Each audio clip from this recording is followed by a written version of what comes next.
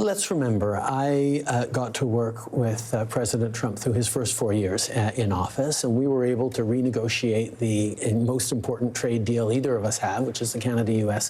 Free Trade Deal, in a way that was beneficial to both our countries. And I know that as a successful negotiator, he likes to keep people a little off balance. The 51st state, that's not going to happen. It's just a non-starter. Canadians are incredibly proud of being Canadian, but people are now talking about that as opposed to talking about, for example, what the impact of 25% tariffs on steel and aluminum coming into the United States, on energy, whether it's oil and gas or electricity. I mean, no American wants to pay 25% more for electricity or oil and gas coming in from Canada, that he has concerns about the border between Canada and the United States, particularly around migration and around fentanyl.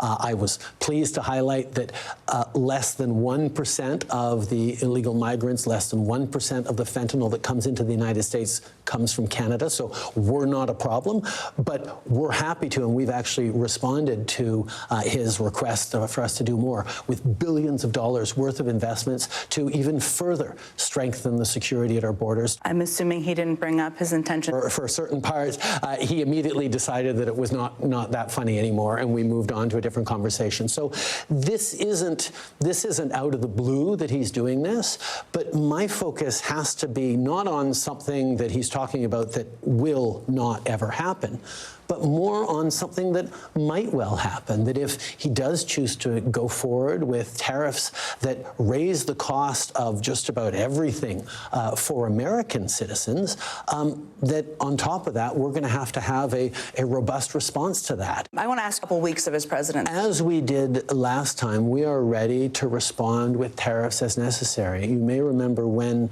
Donald Trump put tariffs on Canadian steel and aluminum, which did nothing but raise the cost of steel and aluminum for American consumers. We responded by putting tariffs on things like bourbon, Harley-Davidsons, orange juice playing cards, these sorts of things that Canadians could find replacements for so they wouldn't have to pay more for that money.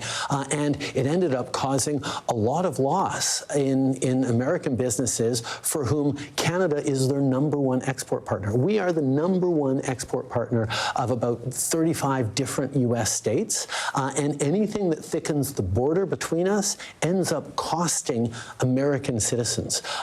And America bring frustration towards incumbents. And for me, where I lean in on is all the good things we were able to do.